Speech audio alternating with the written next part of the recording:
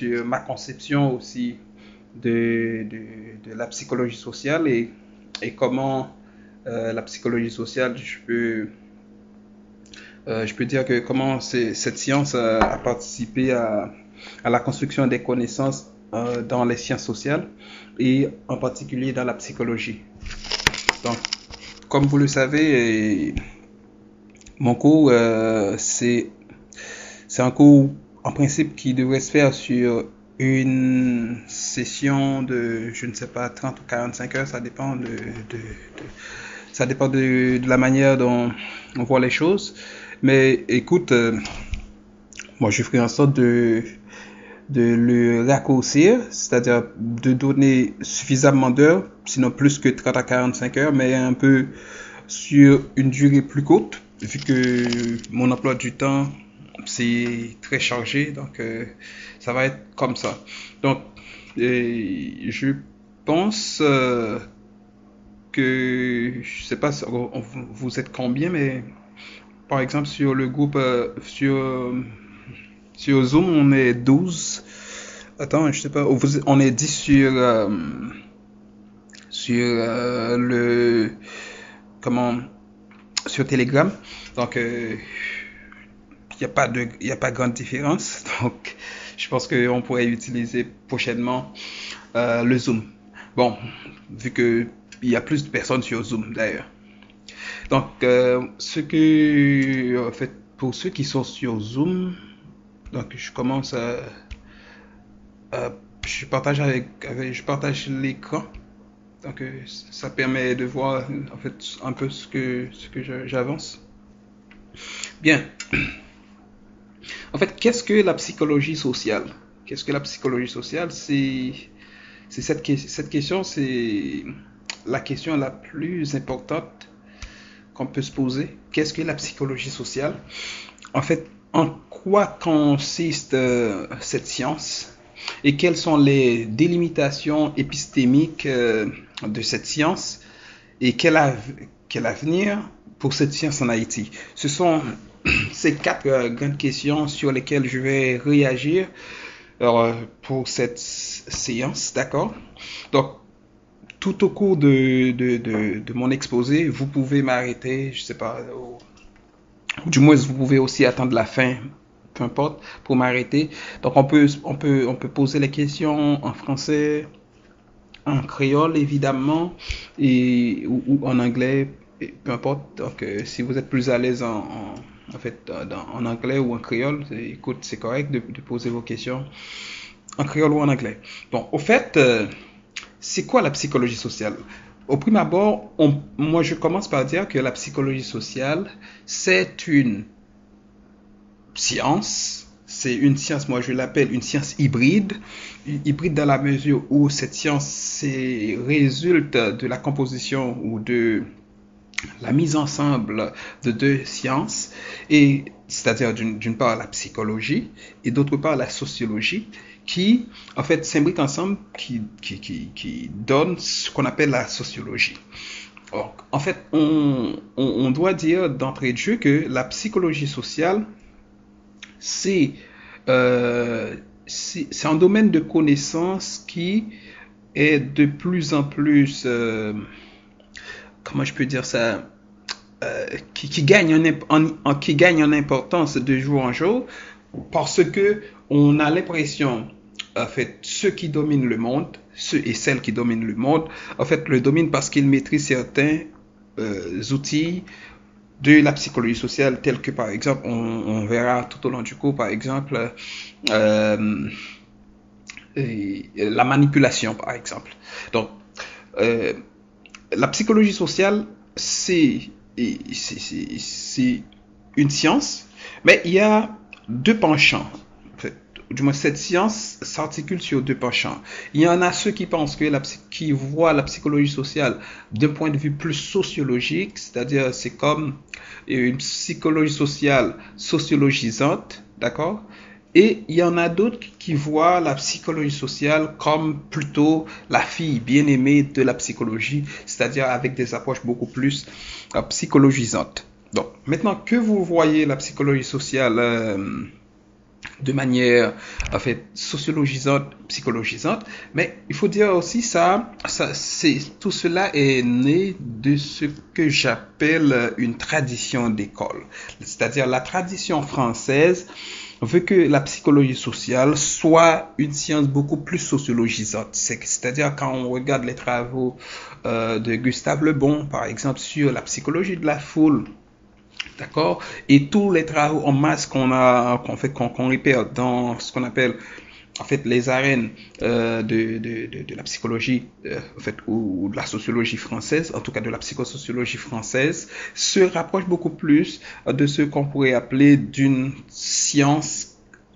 En fait, oui, c'est une science qui mélange des méthodes psychologiques, sociologiques pour former sa propre méthode et puis qui est émancipée aujourd'hui. Mais c'est une science beaucoup plus sociologisante parce que le but de la psychologie sociale dans la perspective francophone, sinon française, je préfère dire, c'est une science qui aura pour objectif de comprendre comment par exemple, un individu serait capable de manipuler la foule, ou du moins c'est surtout ou l'inverse, c'est-à-dire comment la foule peut avoir une certaine, comment je peux dire, en fait, c'est-à-dire la foule exerce une force de coercition sur l'individu. C'est-à-dire, mais le plus important dans tout ça, il faut retenir que la tradition francophone française, c'est-à-dire opte pour une sociologie, une psychosociologie beaucoup plus sociologisante, et tandis que quand on s'en va aux États-Unis, on verra que par exemple les travaux en fait des Américains, que ce soit Kurt Lewin sur le leadership, que ce soit les Alport par exemple, en fait c'est des travaux en fait qui s'intéressent beaucoup plus à l'aspect individuel, c'est-à-dire à l'aspect psychologisant de cette discipline. Donc, mais voilà par exemple deux approches. Donc pour ceux qui me suivent sur Zoom, donc on a deux approches, d'accord? Deux approches totalement différentes. En fait, d'un côté, on a l'aspect psychologique, d'accord? Et de l'autre côté, on a l'aspect sociologique. Bon, maintenant, tout cela part de ce que j'appelle le fondement même de ce qu'on pourrait appeler, en fait, la psychologie. Parce que la psychologie avait toujours, apparemment, si on s'en va dans la définition, disons, classique ou typique de la psychologie, on dit c'est une science qui étudie les comportements, d'accord,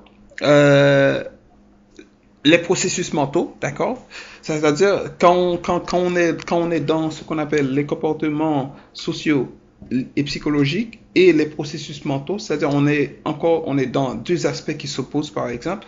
Donc et si vous avez eu un bon cours, par exemple, d'histoire de la psychologie, ce cours qui s'appelle les grands systèmes, vous verrez que, par exemple, il y a eu toujours, par exemple, ce débat entre la psychologie est-elle beaucoup plus une science individuelle ou est-ce que la psychologie sociale, ce serait, par exemple, beaucoup plus l'individu par rapport aux autres, au groupe. Donc, quelle que soit votre situation idéologique, ou du moins c'est théorique, donc c'est-à-dire c'est un peu ça.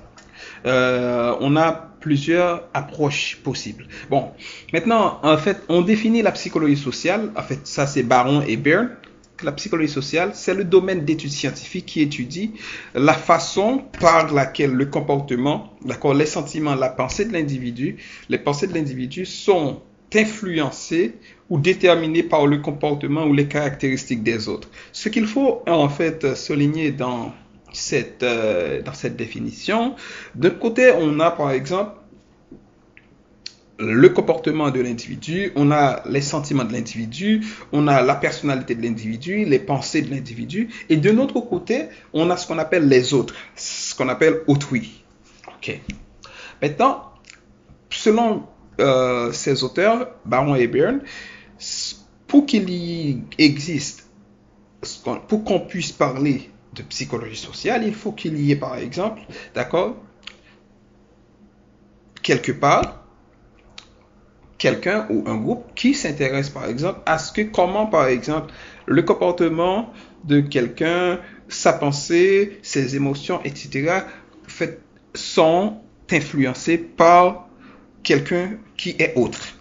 D'où les frères Alport disaient que en fait l'individu sans les autres n'est qu'abstraction, c'est-à-dire on ne peut pas exister sans les autres, c'est-à-dire dans la manière de penser la psychologie sociale par exemple, c'est-à-dire la psychologie sociale pense l'individu en référence à l'autre, c'est-à-dire quand on parle, quand on chante, quand on danse, quand on bouge, tout ce qu'on fait par exemple, en fait on le fait avec les autres, on le fait en pensant aux autres, on le fait pour les autres, on le fait contre les autres, mais on est toujours dans cette perspective d'altérité, d'accord, de l'autre qui existe, d'accord, en opposition ou en composition, peu importe, mais c'est-à-dire nos comportements, tout ce qu'on fait, en fait, sont en fait influencés par autrui. Donc ça c'est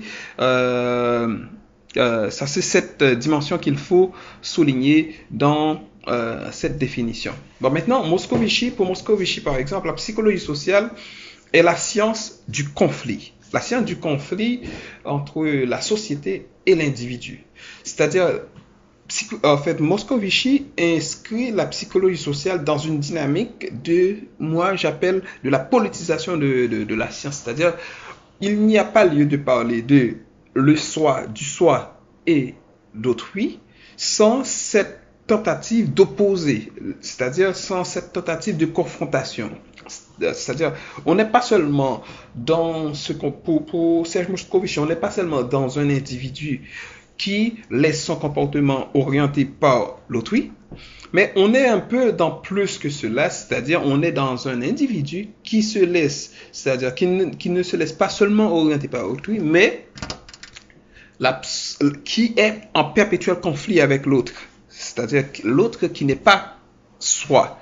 D'accord? Donc, on verra des travaux qui ont été réalisés, que ce soit chez Margaret Mead, d'accord, le Self-Mind and Society, par exemple, que vous aurez de toute façon à lire dans le cadre de ce cours. Le Self-Mind and Society, dans Self-Mind and Society, c'est-à-dire le soi, l'esprit et la société, quelque chose comme ça en français, Self-Mind and Society, c'est-à-dire dans ce texte, George Herbert Mead, c'est pas Margaret Mead, désolé, George Herbert Mead nous montre que, bon, en fait, le soi de l'individu se construit, d'accord, par rapport à ce qu'il appelle autrui généralisé. L'autrui généralisé, c'est-à-dire c'est les autres, par exemple, qui sont, d'accord, en interaction avec nous sans parfois même qu'on le sache. Donc, mais Norbert Elias, par exemple, il irait plus loin, encore beaucoup plus loin, quand il va dire que, par exemple, on est tous la somme de la société dans laquelle on vit. C'est-à-dire, pour vous dire, c'est-à-dire, en fait, on est tous, chacun, une sorte de société mobile. En fait, là où l'on passe, par exemple, en fait, on peut, en tant qu'haïtien, par exemple, même si vous êtes dans un pays X, Y, ou si vous êtes en Haïti, c'est beaucoup moins visible ce que je vais dire là, mais vous portez en vous, par exemple, ce que Edgar Morin appelle un tout, d'accord, le tout théorité. Ça peut être un tout planétaire, mais là on parle un tout haïtien, le tout haïtien, d'accord, dans la mesure où, par exemple, vous êtes censé, sans même le savoir, genre, vous êtes en interaction avec les autres. Donc, ça c'est un point important sur lequel je voudrais avancer. Bon.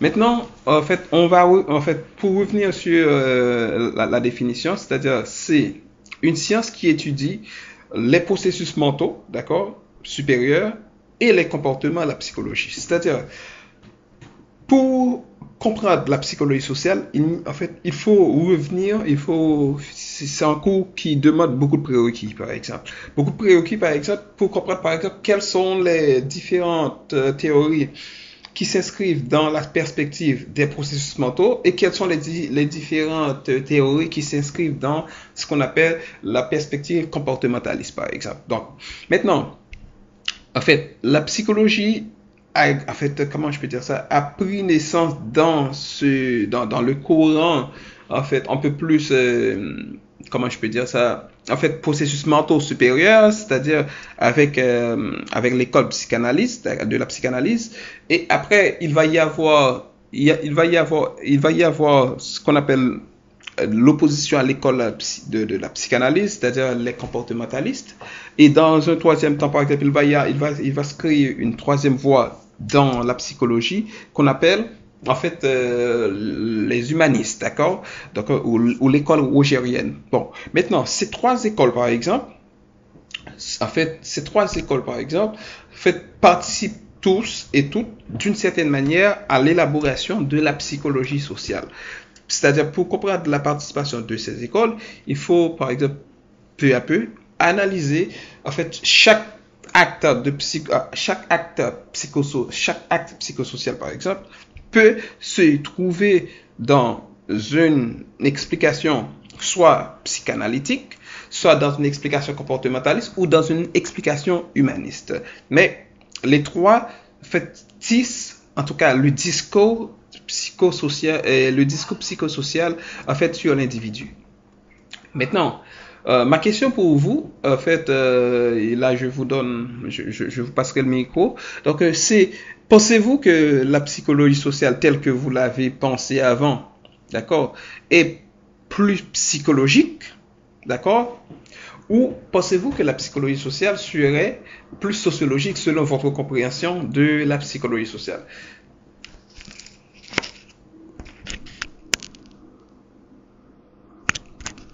Ouais,